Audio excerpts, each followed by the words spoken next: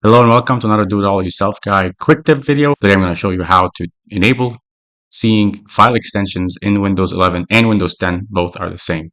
So what I mean is in File Explorer, if you are not able to see the extension, the file extension, the file type after a file name, it is likely because you have that feature turned off. So as you can see, I have a bunch of different files here, different file types. You can see the file type in Windows File Explorer, but it is not listed in the name. You don't see the file extension in the name. So to see the file extension in the name, pretty simple. What you need to do is go to your Windows or your search and simply type File Explorer Options. Click on that and you'll get a small window. It's part of the Windows control panel.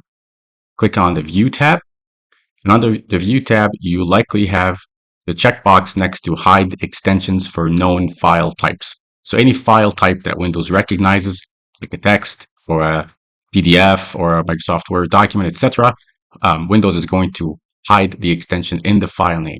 So to see the extension in the file name, all you have to do is uncheck the box next to the Hide Extensions for known file types. Uncheck this box, click Apply, and as soon as you do that, you will see the file extensions and you'll be able to see the full file name under the name column in Windows File Explorer. You can turn this feature on and off.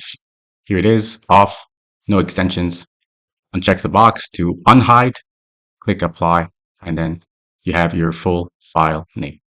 I hope you found this video helpful. If you did, please give it a like, consider subscribing to my channel, and thanks for watching.